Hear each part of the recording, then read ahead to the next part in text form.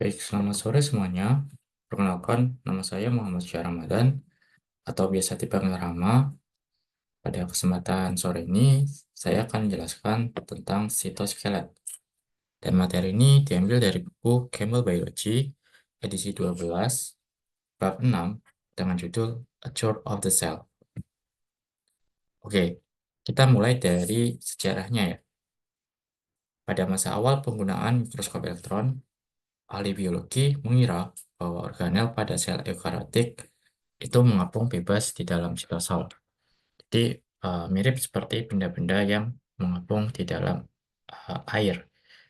Nah, tapi dalam perkembangan mikroskop cahaya dan mikroskop elektron, ternyata ditemukan adanya suatu rangka sel atau sitoskelet yang membentang di seluruh sitoplasma. Oke, mungkin kita lihat gambarnya terlebih dahulu. Oke, jadi gambar ini menunjukkan hasil dari pengamatan mikroskop fluorescence yang menunjukkan adanya sitoskeleton di dalam sel. Nah, jadi eh, mikroskop fluorescence itu eh, bisa mendeteksi molekul di dalam sel dengan cara menandai molekul tersebut dengan suatu senyawa fluorescence yang menghasilkan warna. Contoh,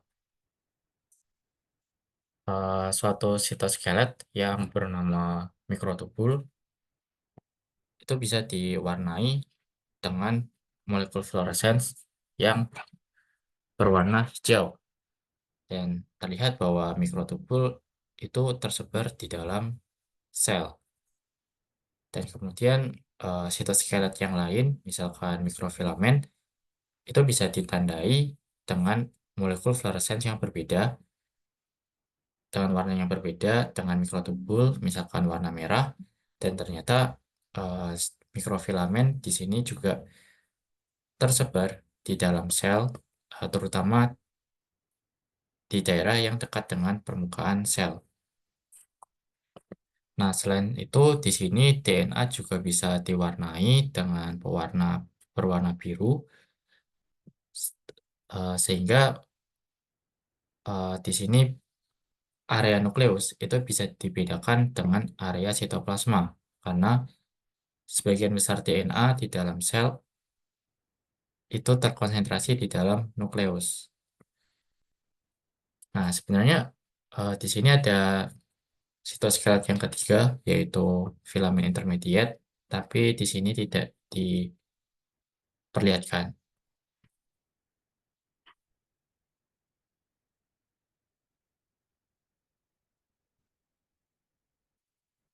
Oke, kembali lagi pas slide sebelumnya, sel bakteri itu juga sebenarnya memiliki serat-serat atau fiber yang membentuk semacam sitoskelet, seperti pada sel eukariot. Tapi eh, protein-protein penyusunnya itu ya mirip, cuman tidak persis sama dengan yang dimiliki oleh sel eukariot. Contoh, tadi sel eukariot itu terdiri dari tiga macam sitoskelet, yaitu mikrotubul, mikrofilamen, dan filamen intermediate. Nah, tapi sel bakteri itu tidak memiliki ketiga sitoskelet tersebut. Jadi sel bakteri tidak memiliki mikrotubul, tidak memiliki mikrofilamen, dan juga tidak memiliki filamen intermediate. Tapi sel bakteri punya jenis protein lain yang membentuk sitoskelet dari sel bakteri. Nah, pada pembahasan kali ini akan difokuskan pada sitoskelet yang ditemukan di sel eukariotik.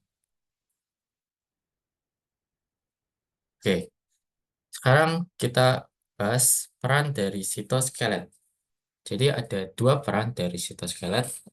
Yang pertama adalah untuk support atau dukungan, dan yang kedua adalah untuk motilitas atau pergerakan. Oke, kita bahas fungsi support. Nah, fungsi yang paling jelas dari sitoskelet adalah memberikan dukungan mekanis pada sel dan juga mempertahankan bentuk sel. Nah, pada beberapa sel yang punya dinding sel seperti sel tumbuhan, sel fungi, mereka bentuknya bisa dipertahankan oleh dinding sel. Nah, tapi pada sel hewan yang tidak memiliki dinding sel, maka bentuk selnya bisa dipertahankan oleh sitoskelet. Jadi, keberadaan sitoskelet ini sangat penting bagi sel hewan yang tidak memiliki dinding sel dalam hal mempertahankan bentuk sel. Nah, selain itu, fungsi dari sitoskelet adalah menyediakan tempat perlekatan bagi banyak organel. Jadi organel-organel sel seperti nukleus, retikulum endoplasma, badan Golgi, dan seterusnya itu tidak mengambang di dalam sitosol, tapi eh, ada di satu area tertentu dan itu dipertahankan posisinya oleh sitoskelet. Dan bahkan molekul enzim di sitosol itu juga bisa melekat ke sitoskelet.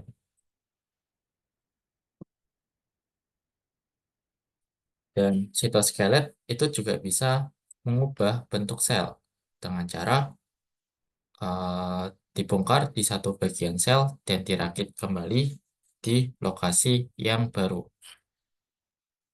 Jadi sitoskelet seperti mikrotubul dan mikrofilamen itu punya sifat bisa diperpanjang dan bisa diperpendek. Jadi ketika diperpanjang atau assembly, eh, penyusun-penyusun sitoskelet ini akan masuk ke dalam sitoskelet dan menambah panjangnya. Kemudian eh, molekul sitoskelet ini bisa mengalami katastrof. Jadi eh, penyusun-penyusunnya bisa keluar dari sitoskelet sehingga sitoskelet ini memendek atau disassembly. Dan sebaliknya, sitoskelet bisa memanjang lagi dan seterusnya gitu. Jadi kalau saya gambar,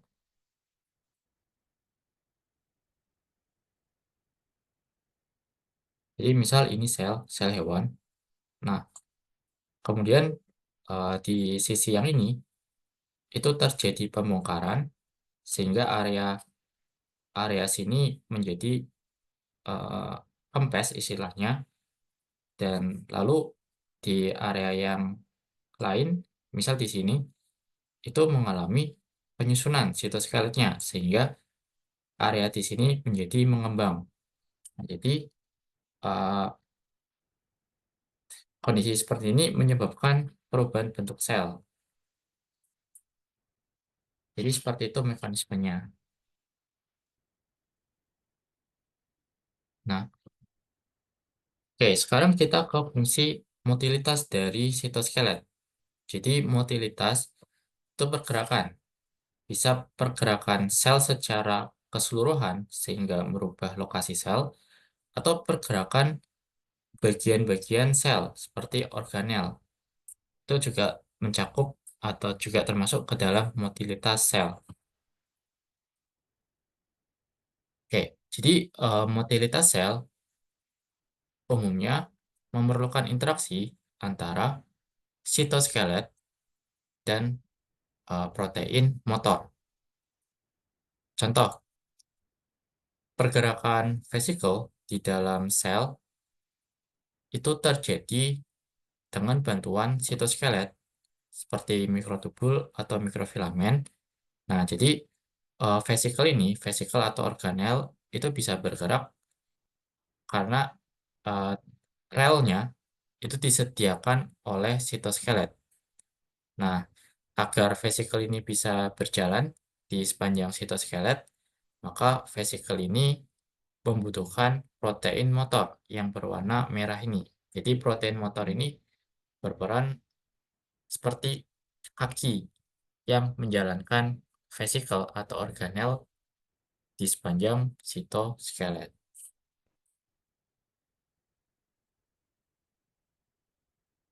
Nah, contohnya pada sel neuron. Jadi, eh, sel neuron itu bentuknya kan seperti ini. Misalnya di sini ada eh, dendrit yang cabang-cabang kecil ini, kemudian yang ini ada badan sel, kemudian di sini ada akson, lalu di sini ada ujung akson. Nah, neuron itu akan melepaskan molekul yang namanya neurotransmitter di ujung aksonnya. Nah, kalau kita perbesar ujung aksonnya, itu kira-kira gambarnya seperti ini. Nah, sebelum dikeluarkan, neurotransmitter ini dibungkus di dalam vesikel-vesikel. Nah, vesikel ini sebenarnya dibuat di badan sel. Jadi, untuk ditransport dari badan sel ke ujung akson, itu vesikel harus bergerak sepanjang akson yang panjang ini, dan vesikel yang berisi neurotransmitter ini uh, diantarkan menggunakan mikrotubul di sepanjang akson, dengan juga bantuan dari protein motor sebagai kaki. Nah, contoh hasil pengamatan mikroskop elektron, di sini terlihat bahwa vesikel yang berisi neurotransmitter pada neuron itu berjalan di sepanjang mikrotubul.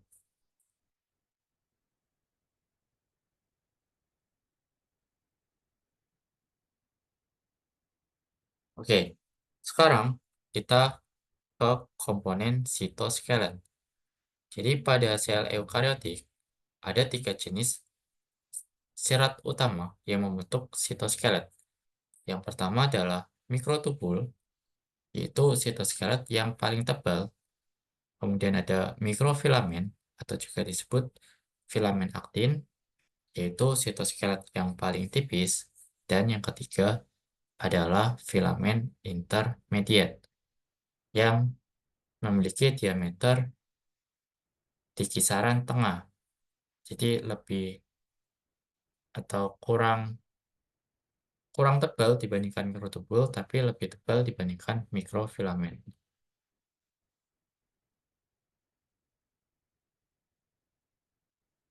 Oke, kita bahas sitoskelet yang pertama terlebih dahulu, yaitu mikrotubul. Jadi, semua sel eukariotik itu memiliki mikrotubul, dan strukturnya berbentuk batang yang berongga di tengahnya. Dan mikrotubul ini tersusun atas unit-unit kecil yang disebut tubulin. Nah, jadi uh, protein penyusun mikrotubul itu adalah tubulin, dan tubulinnya itu berbentuk dimer. Artinya uh, tersusun atas dua tubulin. Nah, tubulin dimer tubulin ini tersusun atas alfa tubulin dan beta tubulin. Nah, ketika mikrotubul ini menyusut atau memanjang, maka yang keluar masuk ke dalam tubulin ini adalah dimernya, bukan monomernya ya. Jadi dimer ini dua-dua keluar masuk seperti itu.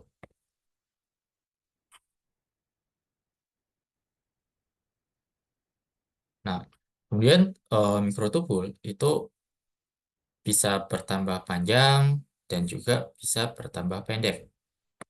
Nah, ketika bertambah panjang, maka ada dimer tubulin yang masuk ke dalam mikrotubul. Nah, prosesnya adalah dinamakan polimerisasi, artinya ada pemanjangan mikrotubul. Dan mikrotubul bisa dibongkar atau depolimerisasi. Jadi dimer tubulnya itu keluar dari mikrotubul. Nah, lalu mikrotubul itu punya orientasi. Jadi kedua ujung mikrotubul itu punya sifat yang sedikit berbeda, sehingga penamaannya juga berbeda. Ada ujung plus yang apa namanya di sini berisi beta tubulin yang menempel yang ditempel oleh GTP, guanosin trifosfat, dan di ujung minusnya ada alfa tubulin yang eh, berikatan dengan GTP.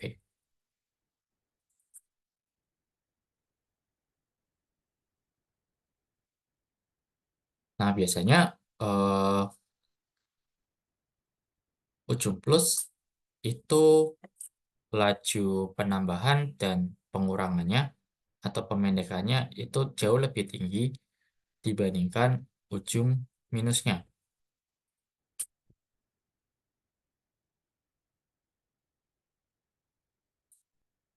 Nah, dan ujung minusnya itu biasanya menempel pada suatu situs atau istilahnya nukleoting material. Contohnya adalah sentrosom. Jadi ujung minusnya tertutupi oleh sentrosom dan biasanya ya yang mengalami pemanjangan dan pemendekan itu hanya di ujung plusnya.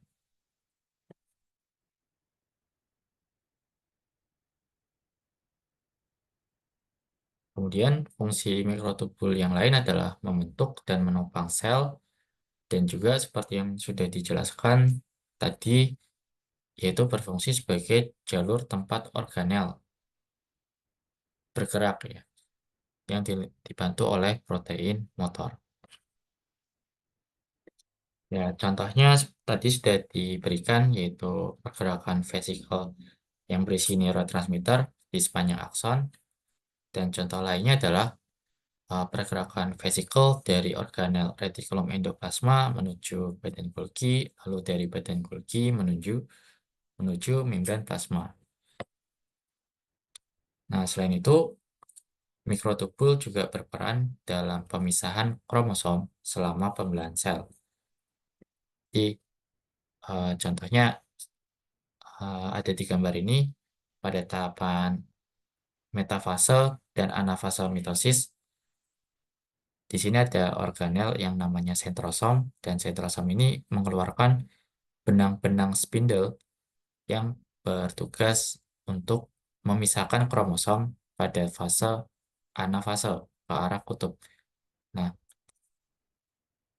benang-benang spindle ini itu tersusun atas mikrotubul.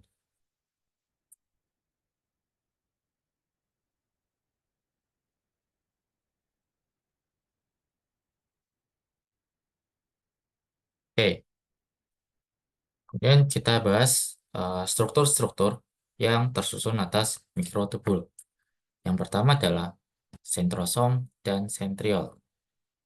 Jadi sentrosom dan sentriol adalah organel yang ditemukan pada sel hewan dan sentrosom ini terdiri dari dua buah sentriol dan biasanya letaknya itu dekat dengan inti sel.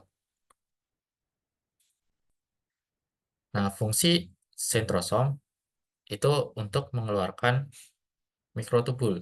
Jadi mikrotubul tumbuh dari sini, dari sentrosom.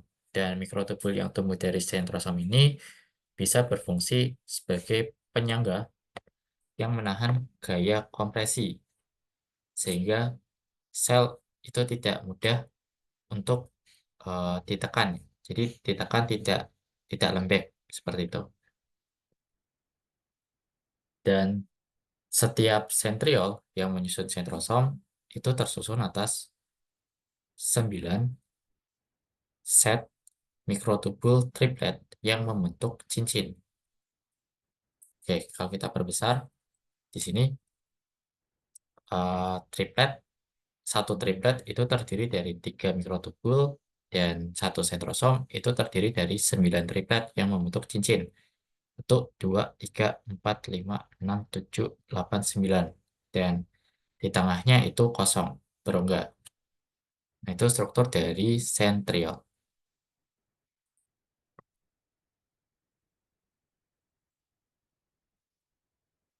Nah, meskipun sentrosom dengan sentriol dapat membantu mengatur perakitan mikrotubul pada sel hewan, tapi sebenarnya perakitan mikrotubul pada sel lain, seperti sel tumbuhan, itu diatur melalui cara lain, karena sel tumbuhan itu tidak memiliki sentrosom, dan juga sentriol juga tidak. Oke, sekarang ke struktur yang kedua yang disusun oleh mikrotubul, yaitu silia dan flagella. Jadi, silia dan flagella merupakan eh, alat gerak pada beberapa sel eukariotik, di mana flagella dan silia ini merupakan ekstensi atau pemanjangan sel yang mengandung mikrotubul. Nah, perbedaan struktur flagella dan silia, kalau flagella, kalau silia itu eh, pendek dan umumnya eh, banyak ya jumlahnya. Contohnya pada protista yang bernama paramecium ini. Jadi paramecium itu bergerak dengan menggunakan silia yang strukturnya mirip seperti rambut-rambut yang ada di seluruh permukaan sel paramecium. Nah, sedangkan flagella itu strukturnya lebih panjang dan jumlahnya lebih sedikit, biasanya hanya satu atau beberapa. Contohnya di sini pada protista tertentu, saya lupa nama spesiesnya. Nah, kemudian flagella juga ditemukan pada sperma karena untuk alat gerak sperma menuju sel telur. Lalu di sini ada silia yang menyusun sel-sel epitel saluran pernapasan. Nah, pada saluran pernapasan hewan dan manusia, silia pada sel epitel ini berfungsi untuk menyapu lendir dan juga kotoran. Dan di saluran reproduksi wanita, tepatnya di oviduk, itu juga terdapat silia yang berfungsi untuk membantu pergerakan sel telur yang keluar dari ovarium.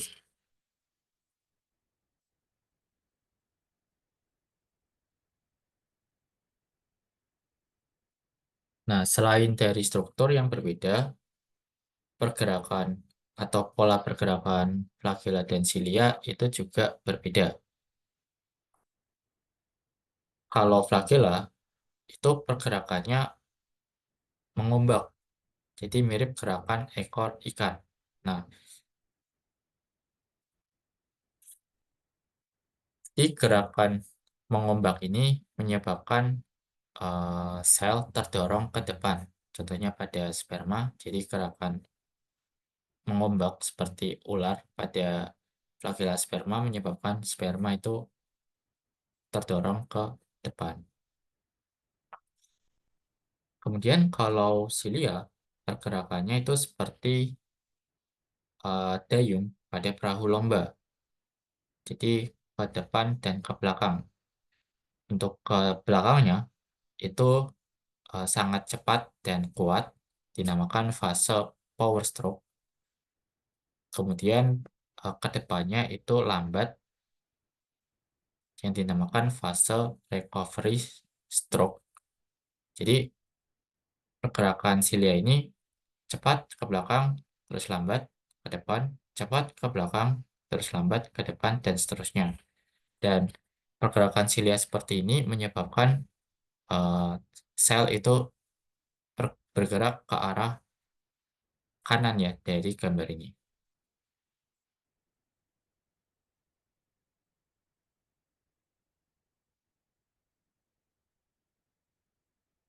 Nah, selain untuk motilitas, silia juga dapat berfungsi sebagai antena untuk menerima sinyal. Dan silia seperti ini umumnya tidak motil, jadi tidak bergerak. Dan biasanya hanya ada satu per sel. Pada hewan vertebrata, itu dari ikan hingga mamalia, hampir semua sel memiliki silia jenis ini. Dan silia jenis ini disebut silia primer. Contohnya pada manusia, silia primer ini atau pensinyalan dengan silia primer ini penting bagi fungsi otak dan perkembangan embrio.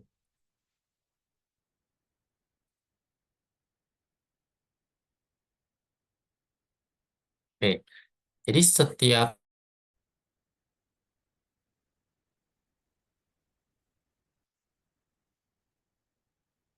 Oke, maaf, tadi sinyalnya terputus.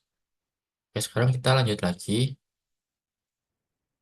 Jadi, setiap silia dan juga flagella itu memiliki sekumpulan mikrotubul yang diselubungi oleh perpanjangan membran plasma. Oke, kita lihat gambarnya. Nah, jadi eh, silia atau flagella itu merupakan perpanjangan dari sel dan di sini dibungkus oleh membran plasma dan di dalamnya ada mikrotubul. Dan di dalam silia atau flagella, mikrotubulnya tersusun atas 9 duplet yang membentuk cincin dengan dua mikrotubul tunggal atau singlet di bagian tengahnya. Oke, kita lihat. Jadi, mikrotubul pada silia dan flagella tersusun atas duplet mikrotubul. Satu duplet itu terdiri dari dua mikrotubul dan ada 9 duplet total yang membentuk cincin 1, 2, 3, 4, 5, 6, 7, 8, 9. Dan di tengahnya itu terdiri dari dua singlet mikrotubul. Nah, jadi pola seperti itu dikenal sebagai pola 9 plus 2. Jadi 9 untuk duplet mikrotubul yang membentuk cincin dan 2 di tengah singlet mikrotubul. Nah, tapi silia primer yang tadi kita sudah bahas, yang tidak motil, itu memiliki pola yang berbeda dengan silia yang motil, di mana polanya 9 plus 0. Jadi ada duplet mikrotubul berjumlah 9, tapi di tengahnya tidak ada eh, mikrotubul sama sekali.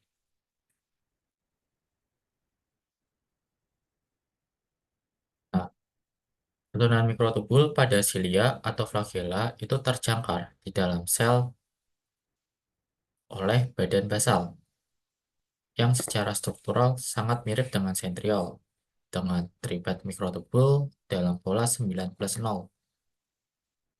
Oke, jadi di dasar silia atau flagella di sini ada badan basal yang nyambung dengan mikrotubul di dalam silia atau flagella. Nah, badan basal ini tersusun atas triplet mikrotubul berjumlah 9 dan tengahnya tidak ada mikrotubul. Jadi mirip dengan struktur sentriol sehingga polanya disebut 9 plus 0. Dan pada banyak hewan termasuk manusia, badan basal dari flagella sperma yang masuk ke dalam sel telur selama proses fertilisasi itu bisa berubah menjadi sentriol karena strukturnya sama.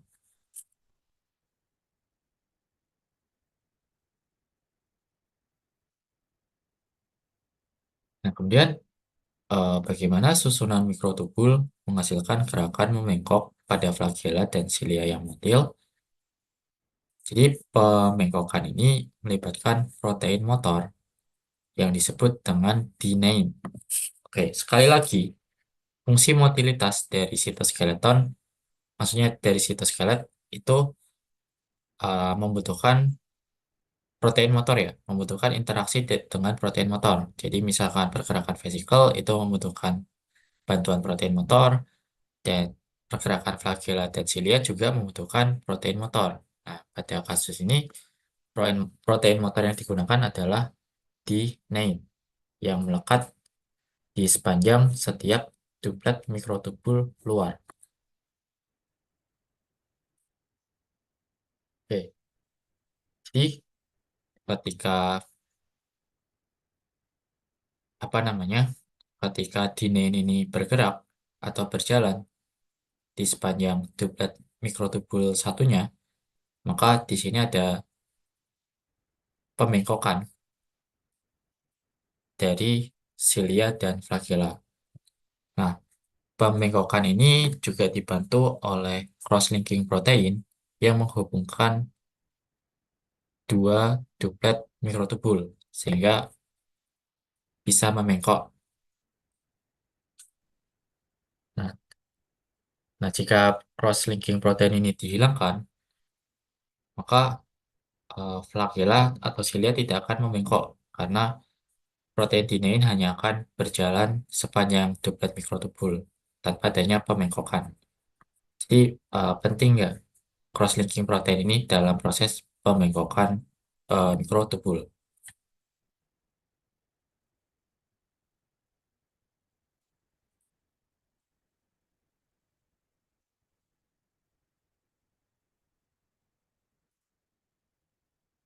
Dan pergerakan protein motor ini membutuhkan energi ya, dan energinya disediakan oleh ATP.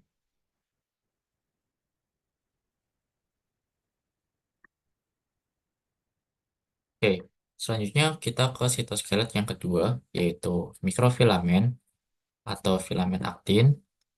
Secara struktur, mikrofilamen adalah batang padat yang tipis dan tersusun atas monomer aktin yang berbentuk globular, artinya berbentuk bulat. Karena mikrofilamen ini tersusun atas banyak protein aktin, maka mikrofilamen juga disebut sebagai filamen aktin.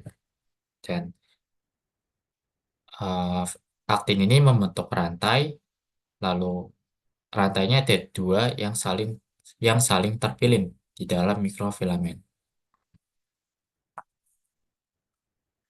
Nah, selain berbentuk filamen linear, mikrofilamen sebenarnya membentuk jaringan struktural.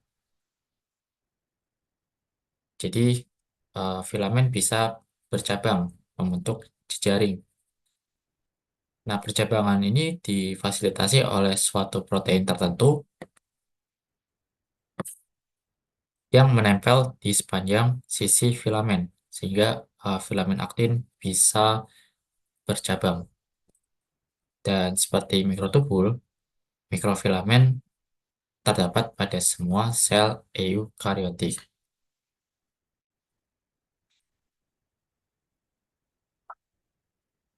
Oke, berbeda dengan peran mikrotubul yang menahan gaya kompresi atau tekanan, peran struktural mikrofilamen itu menahan tegangan atau gaya tarik.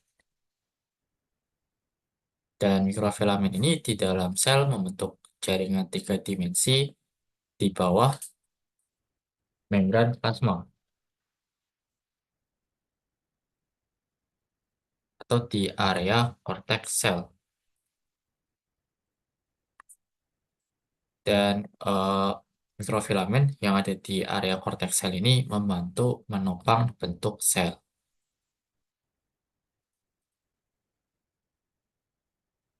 Nah, karena korteks sel ini diisi oleh diisi oleh mikrofilamen, maka area sitoplasma yang berada di korteks sel itu memiliki konsistensi atau wujud semi padat seperti gel. Nah, berbeda dengan sitoplasma yang berada lebih dalam di dalam sel, itu lebih cair karena terdapat sedikit mikrofilamen. Lalu pada beberapa jenis sel hewan, seperti sel usus, eh, berkas mikrofilamen itu bisa membentuk inti dari mikrofili. Di mikrofil itu adalah tonjolan tonjolan pada sel usus halus yang fungsinya untuk memperluas area permukaan sehingga lebih efisien dalam menyerap nutrisi. Nah, setiap mikrofil ini terisi oleh mikrofilamen, sehingga mikrofil ini tidak eh, tidak lemas ya istilahnya ya, jadi kaku gitu. Nah, fungsi lainnya dari filamen aktin adalah untuk kontraksi otot. Jadi di dalam otot itu terdiri dari ribuan filamen aktin yang berinteraksi dengan protein motor yang bernama miosin dan bersama-sama mereka berinteraksi dan menyebabkan kontraksi pada sel otot. Nah, pembahasan kontraksi otot itu dibahas di bab lain ya.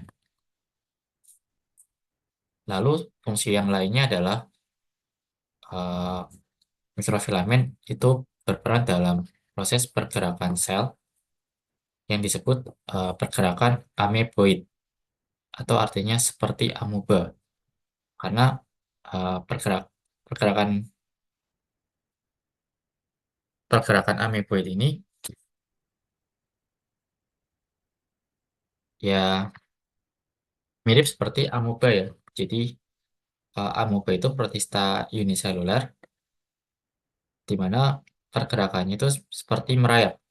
Di sini terbentuk tonjolan-tonjolan sel dan di dalam tonjolan ini berisi mikrofilamen. Nah, tonjolan-tonjolan ini disebut sebagai pseudopodia dari bahasa Yunani yang artinya kaki palsu. Jadi bergerak eh, dengan kaki palsu atau pseudopodia. Nah,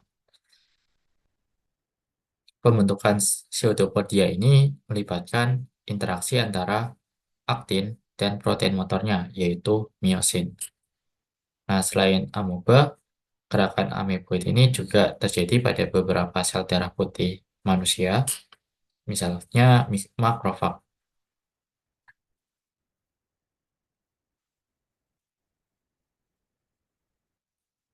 Nah, fungsi lainnya pada sel tumbuhan, eh, mikrofilamen itu berkontribusi pada aliran sitoplasma atau sitoplasmic streaming.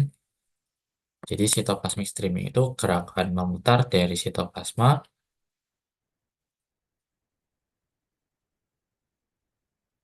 dan berfungsi untuk mengedarkan organel-organel di dalam sel tumbuhan dan juga distribusi berbagai materi di dalam sel.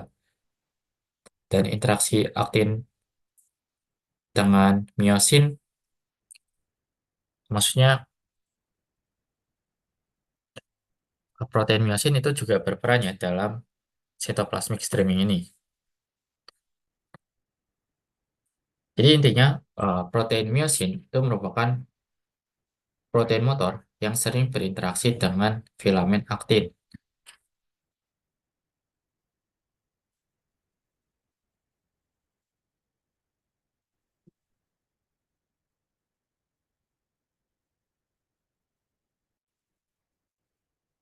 Oke, kemudian kita ke mikro, maksudnya ke sitoskelet yang ketiga, yaitu filamen intermediate. Dan filamen intermediate ini, seperti yang tadi sudah dijelaskan, dinamai berdasarkan diameternya yang lebih besar daripada mikrofilamen, tapi lebih kecil daripada mikrotubul. Jadi dinamakan intermediate, tengah-tengah. Nah, strukturnya seperti ini, dia tidak berongga seperti mikrofilamen, tapi pilinanya itu lebih banyak. Nah, meskipun mikrotubul dan mikrofilamen itu ditemukan pada semua sel eukariotik, tapi filamen intermediate ini hanya ditemukan pada sel-sel hewan tertentu ya, termasuk vertebrata. Jadi sel tumbuhan, sel fungi itu tidak punya filamen intermediate. Jadi fungsi dari filamen intermediate ini lebih ke support ya. Jadi tidak ada fungsi motilitas pada filamen intermediate dan fungsinya untuk menahan tegangan seperti mikrofilamen. Dan filamen intermediate ini merupakan kelas sitoskelet yang paling beragam. Kalau tadi mikrotubul itu ya semuanya tersusun atas tubulin. Kalau mikrofilamen itu semuanya tersusun atas aktin. Nah, tapi kalau filamen intermediate itu tersusun atas penyusun yang berbeda-beda tergantung jenisnya. Nah, salah satunya adalah keratin. Tapi selain keratin itu ada beberapa yang lain ya. Misalkan tersusun atas vimentin, kemudian ada desmin, ada lamin, dan seterusnya.